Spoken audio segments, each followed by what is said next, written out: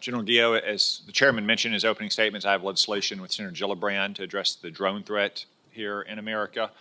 We seem to have drones just flying around everywhere, and many times people don't know what's going on, most notably in the public eye late last year in New Jersey. But this is also happening around our military bases a lot. You've had drone incursions over Joint Base Langley, Wright-Patt Air Force Base, Vandenberg Space Force Base, Picatinny Arsenal, Anderson Air Force Base. Could you explain to us briefly what is the threat that these drones pose to U.S. military operations, facilities, and personnel? Senator, the primary threat I see for them in the way they've been operating is detection and perhaps surveillance of sensitive capabilities on our installations. And that's all installations, not just super sensitive ones like nuclear sites. It could be our fighter bases or Army bases or naval bases or what have you. Yes, sir. There were 350 detections reported last year on military installations, and that was 350 over a total of 100 different installations of all types and levels of security. Yeah.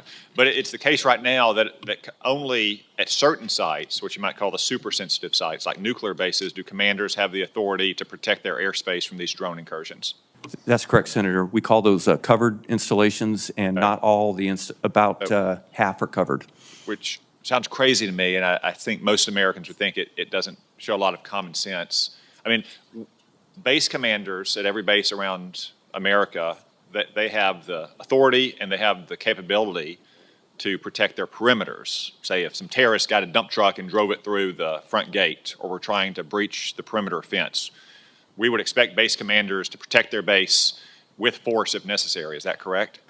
That's correct, sir, and I would propose and advocate for expansion of 130I to include all military installations, not just covered installations.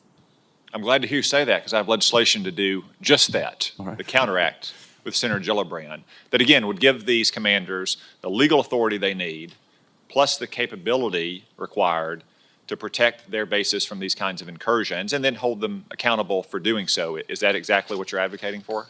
That is, sir, and if I could add, I'd also like to see the range expanded to slightly beyond the installation, so they don't have to wait for the threat to get over the installation before they can address it, because many of these systems can use side-looking or slant range, and so they could surveil the base from outside the perimeter, and under the current authorities, we can't address that. Even better.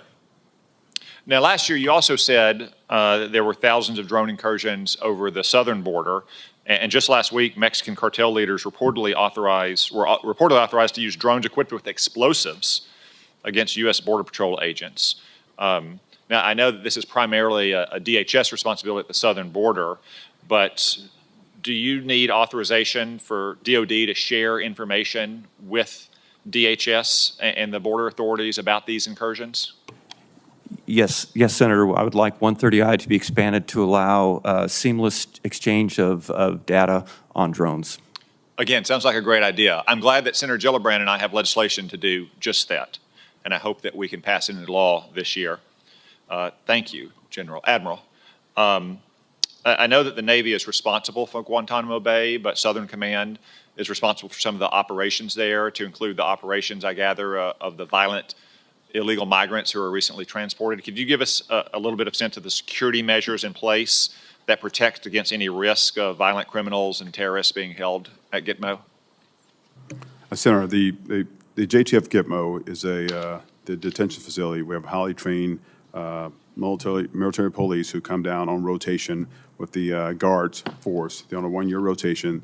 They're highly qualified. They've been trained to do their mission. They've been doing it for years throughout. So again, I think they're very capable of force, and they're ready to deal with any situation. And you're confident that your personnel are trained and ready to do that and are safe in doing so? 100%, sir.